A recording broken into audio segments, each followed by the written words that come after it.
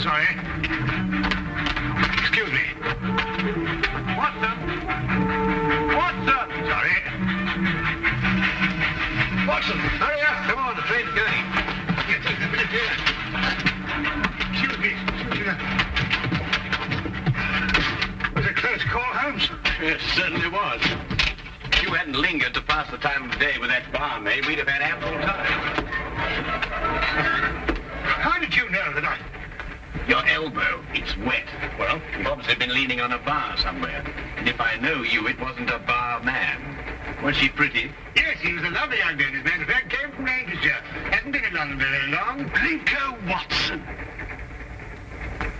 Sardines Taunton. Oh, I say, what a small world it is. Oh, good old Blinko. Best smile of the school ever had. I say, oh, man, you're putting it on a bit here and there, aren't you? Oh, particularly there. Oh, well, you know. Say, Holmes, do you know sardines? How do you do, sardines? Did you say Holmes? Not Mr. Sherlock Holmes. Oh, I see you've been reading about him in the papers, what? Oh, can't read anything else these days except about that last case of yours, Mr. Holmes. Yes, well, that presented a bit of a problem at first, but we managed to nail him before the finishing line, didn't we, Holmes? Oh, we did, Blinko. You know, I wouldn't be at all surprised if you were going fishing. Yes, we're going to Witchenham, no? Why, of course. I'm living at our old family place, Forthingham. That's near Witchenham. Oh, I say. Something wrong, man? No, nothing really. I don't want to bother Mr. Holmes with my troubles. What sort of trouble, Mr. Taunton? Well, yes, it's my mummy. Oh, old Lady Taunton. No, my Egyptian mummy. Is your father married again? No, don't be silly, Blinko. One of those Egyptian fellows who were mummified thousands of years ago. That sort of mummy. Oh, you have that sort of a mummy? Yes. My Uncle Joseph sent it to me from Egypt. He's an archaeologist, you know. Well, it seems an odd thing to have sent you. Last year he sent me a crate of sand. Sand? Yes, from Sahara. The desert, you know. Just sand? Yes, that's all. Just sand. Arrived one morning like the mummy case. Mummy case? Yes, a chap called Amenhotep. No. Amenhotep. Priest of the 14th dynasty or something. Anyway, that's what Professor Van Tolkien said. Professor Von Tolkien? Yes, he's a colleague of my uncle's. Lives quite nearby. He couldn't fathom what was wrong with the mummy either. Precisely what is wrong with your mummy, Mr. Taunton? It laughs. I beg your pardon? It laughs. Laughs? Quite. How does it laugh? Well, now, we go something like this. No, not really like that. It's much eerier than that. More like this. See, when does it laugh? Oh, practically any time. Well, have you seen it laugh? Me? Oh, good heavens, no. Why don't you give it away? I can't. Nobody wants it. I say, Blinko. Oh, no, I'm awfully sorry. We couldn't. Well, look, why don't you burn it or chuck it in the river or something? Hmm? Oh, well, now, I know this sounds silly, but there's an inscription on it. Something like, who destroys my sleep, destroys himself. Professor Van Tolkien's translated it for me. Yeah, but you don't believe all that rubbish, do you? I mean, Egyptian capers and all that. Well, no, I don't actually believe the curse, Blinker, but I've got to do something. Why, I'm engaged to Rowena Featherstone. You know her? No. Oh, she's a lovely girl. She's got an aunt, regular old battle axe. Well, she keeps after Rowena to break off the engagement. Says a chap who keeps an Egyptian mummy who laughs, well, he can't be very reliable. Yeah, well, I understand that. Yeah. Oh, I say. Would you like to come over to my place and see if you can stop him laughing? Oh, now, look, old boy, we were going fishing, you know, and it... Oh, it might prove interesting, Watson. A mummy that laughs.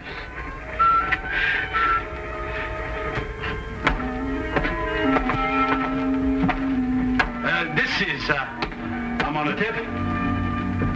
Well, he doesn't look as if he had much to laugh about. You wouldn't think so, would you? You wait till you hear him, Blinko. Frightening, positively frightening. 14th dynasty, I see. It's an exceptionally fine sarcophagus. I must say the funerary carvings of the 14th dynasty were the most beautiful ever known. Ah, yes. Amenhotep was a priest warrior. And here's the curse. Yes. Who destroys by sleep, destroys himself. Makes you think, what? Ow. This thing's full of splinters. I'm always picking myself on it. When did the mummy start laughing, Reggie? As soon as you received it 6 months ago? No, rather not. First, he was very well behaved. Quiet as a lamb. Then he started it about a month ago. I see. I take it these are the other Egyptian trophies your uncle sent you. Yes, rather. I stick them all in this room here. I call it my Egyptian room. You know, I wouldn't like Uncle Joseph to come back and think I didn't appreciate the gifts he sent me. Pretty touchy about the things they dig up, these archaeological fellas. Yes, quite naturally. Has your uncle been in England recently? Oh, no, not since he's been galloping off east as a young man. Must be at least 40 years, I think. Then you've never seen him? Oh, no. Oh, I say, that's the Sahara sand I was telling you about. Oh, yes. Does your uncle never write to you? No, never. Just sends back the things he digs up. Have you got a photo of him by any chance? Yes, this one. He was taken when he was up at Oxford. I think he must have changed by now, 40 years. Ravages of time and all that. Yes. Oh, I'm sorry, Reggie. I didn't know you had visitors. Oh, no, don't go, Rowena. I want you to meet my guests. This is Blinko, Dr. Watson, and Mr. Holmes, Mr. Sherlock Holmes. This is my fiancée, Miss Featherston. Mr. Sherlock Holmes, the detective? Yes. Yes, he's come to look into this mummy business for us. Have you found anything, Mr. Holmes? Why does it laugh? Well, perhaps he tickled himself to death. I keep pleading with Reggie to get rid of it, destroy it, anything. But he's afraid of the curse. Well, I'm the one the curse is going to work on, and you know what they are. Really, Reggie, this is the 19th century. And Aunt Agatha wants to know when we're going to eat. She's famished. Woman's always famished. Please, Reggie, she is my aunt. Well, I suppose I shall have to cook dinner myself. Cook left last night, 4th of the month. Say, Blinko, you cook? Reggie, you didn't invite Dr. Watson here to cook. I'll cook. Well, maybe I better do it myself after all. We'll both cook. Come on. How many of us are there? 5? No, 6. I've asked Professor Von Tolkins to dine. I say if you'd like a glass of sherry or a brandy or soda or something, you'll find it all in the cupboard over there. Charming girl. I say, Holmes, let's finish up this matter in short order, eh? I hear the fish roundabout here actually snapping. I wonder. You wonder what? You find something, Holmes? No, I wonder if Miss Featherston can cook.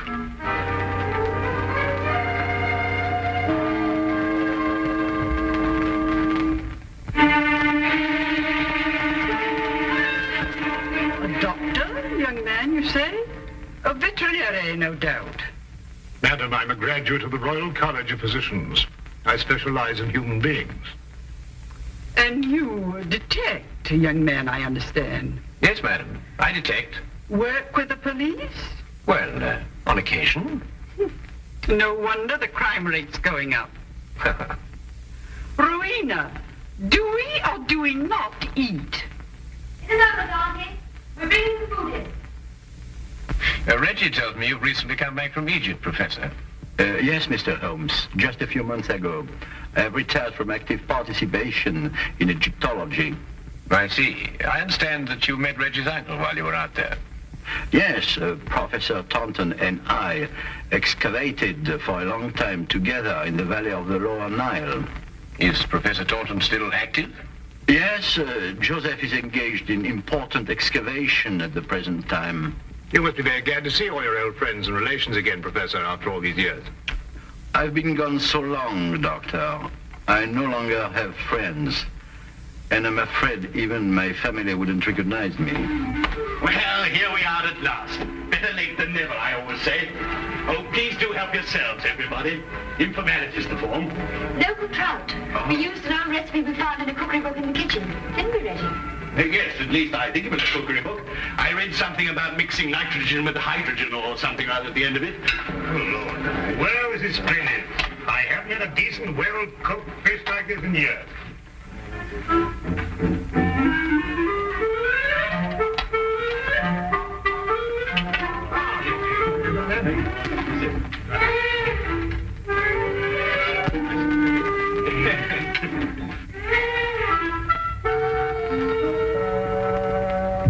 Rubber. Sheer, unchewable rubber. I think it's very edible. What do you think, Holmes? Quite. Who knows? A sauce might have improved it. Somehow. It's quite delicious, Miss Featheringstone. I believe you're accustomed to eating beetles and locusts, which I'm told are considered delicacies in your...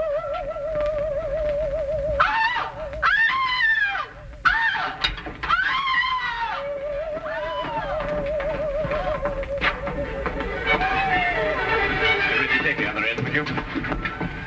Careful, please. Careful.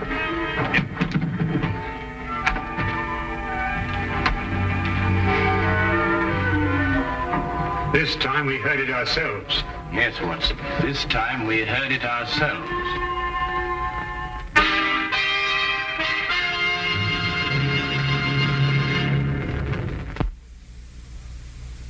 And now we return to the case of the Laughing Mummy. Of all the silly things I've been inveigled into by you, this is the silliest.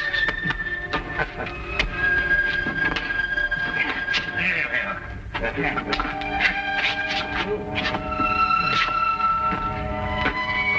do you expect to find up here? Something I discovered earlier this evening, Blinker. Do not address me by that ridiculous name. All right. Go on, don't you? I'm all right now. But if I kill myself, I shall hold you personally responsible. Good. So we managed it somehow. Though I had my doubts on several occasions. Now, we'll soon know now. Know what? Unless I'm mistaken, this is our laughing mummy. But this is only a weather vane, Holmes. Ah, yes, but one that laughs. This... Good heavens. Well, it is laughing. It would appear to be so, wouldn't it? Especially with a mummy in the house. When the wind is in a certain direction, the weather vane acts as a whistle, and the resultant sound is funneled down into the Egyptian room below.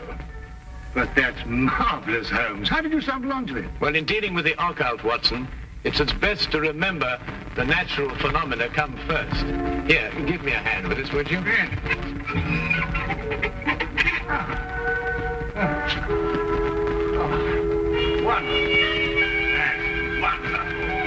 Be careful you come down, Holmes. Let's be careful.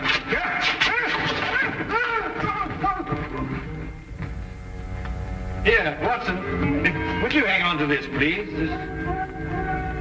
Watson, are you taking it?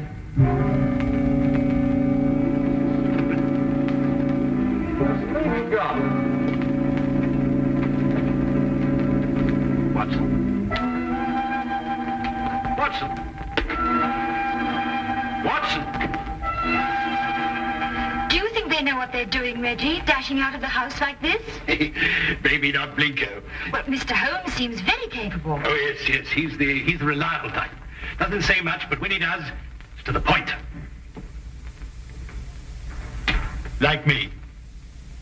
Tell me, Professor, is this the first mummy you've ever heard of that laughs? The very first, Miss Featheringstone, and I'm quite sure that... Dr. Watson, what's happened? I slid off the roof. Landed in the rhododendron. Not my rhododendrons, Blinko. I've entered them in the local flower show. You may now withdraw your entry. Reggie, how long has this weather vane been on the chimney? Oh, about a month. I see. And it was about a month ago that the mummy started laughing. Yes, that's right, Mr. Holmes. It was not stop laughing. It was caused by the wind striking the weather vane, which then blew down the chimney and caused a sound which resembled a laugh. Well. Good heavens above. Mr. Holmes, how terribly clever of you. You found it out all by yourself? I, too, was on the roof, Miss Featheringstone. Oh, I know. I think you're both terribly clever. My compliments, Mr. Holmes. The simplicity of the explanation escaped us all. Though I knew, of course, there was an explanation. Well, now we can all go and finish dinner. We've got something else coming, I think. Lamb, isn't it, Rowena? I think so. Meat of some kind. Good. Oh, Reggie. Yes, Mr. Holmes? Who stuck this on the chimney? Oh, I did. It was lying about the place, so I stuck it up there to keep it out of the way. Oh, I see. Thank you. You know, I believe I'll miss him laughing. Made him human somehow. Almost chummy. Chubby mummy.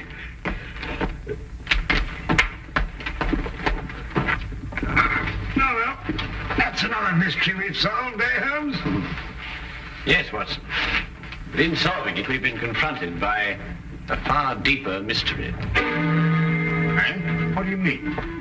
You may observe the sarcophagus is of the 14th dynasty, but the mummy itself is of a much later period. Well, perhaps they had an old box lying about when the chap died. Yes, possibly. But it would have to be lying about for a very long time.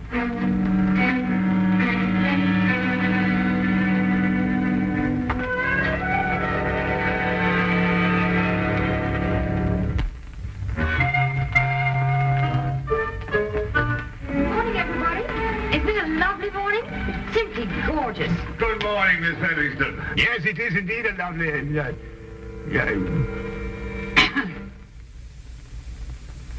You look very refreshing, Miss Featherington. Very refreshing. And I am. No mummy laughing any longer, thanks to you, Mr. Holmes. Well, I say, what early birds we all are. Morning, everybody. Morning. God's in his heaven and all's right with the world and all that sort of thing, you know what? There's no need in invoking the name of the deity. I was quoting a bit of poetry or something. Shakespeare, I think it is. Tennyson, darling. Oh, really? Oh, excellent. Actually, Miss Featherston, I think, if I'm not mistaken, it's a quotation from Robert Browning. Ben Ezra. Pepper passes, Watson. Oh, yes, of course, Pippa Passes. I knew it was something like that. Good morning. Oh, good morning, Professor. Have a cup of tea or a baked egg or kipper or something, Edward? No, thank you. I just wanted to return this book. Oh, I say something decent of you, thank you. Oh, Professor Von Torkins. Yes, Mr. Holmes? Reggie has a 14th dynasty vase in the Egyptian room, which rather puzzles me. I wonder if I could impose upon you to clarify a point for me? It would be my pleasure, Mr. Holmes. Should we see it now? If it wouldn't be too much trouble, Professor. Not at all. Thank you.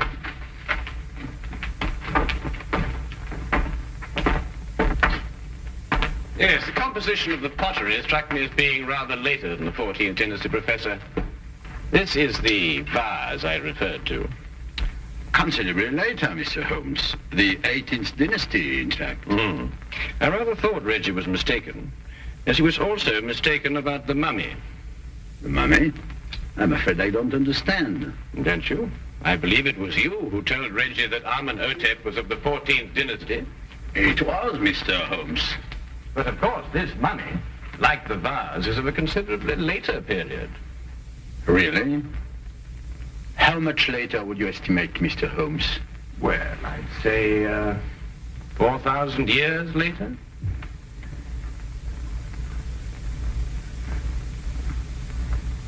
How did you determine that, Mr. Holmes? Well, the sarcophagus is obviously authentic. But the burial wrappings of the mummy itself are of a comparatively modern Egyptian weave. Expertly aged, I admit. I'd hoped the discrepancy wouldn't be noticed. And if it hadn't been for the coincidence of the weather vane, I should never have bothered to look at the mummy so closely. What do you propose to do, Mr. Holmes? I'm afraid, Professor, I have no alternative. Holmes, what are you talking about? Professor Von Torkins is, I regret to say, Watson, involved with murder. Murder? Well, who was murdered? Joseph Taunton, Reggie's Uncle Joseph. But how do you know? Where's the body? You are gazing, Watson, at the mummified remains. Oh, no, really. You're right, Mr. Holmes. This is Joseph Taunton. And if I killed him... What do you mean, if you killed him? I don't know. That sounds strange, doesn't it? Joseph Taunton and I were friends. We devoted our lives to excavating the glories of Egypt. And last year we discovered the tomb of Amenhotep. An untouched tomb, Mr. Holmes. Over 4,000 years. Joseph and I were the first human beings to set foot in it since the day it was sealed. Can you imagine what that meant to us? Yes, I can understand that. Joseph was beside himself. He wanted to open the mummy case immediately, but it was wrong, Mr. Holmes. The case had to be opened carefully, delicately. We quarreled. I tried to restrain Joseph physically, but he broke loose from me. He ran to the case and opened it, and then... And then, Professor? And then he staggered and dropped dead. As he opened the sarcophagus? Yes.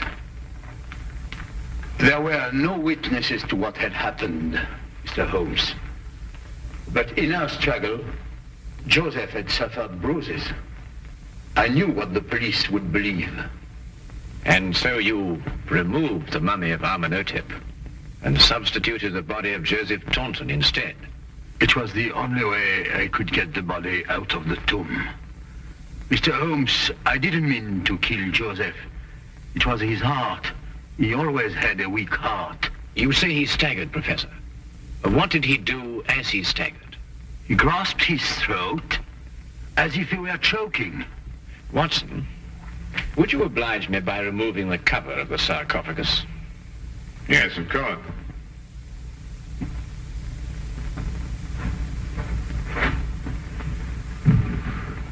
Ouch! That splinter.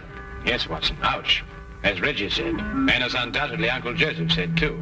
Professor, would you care to take a closer look at what Reggie called a splinter?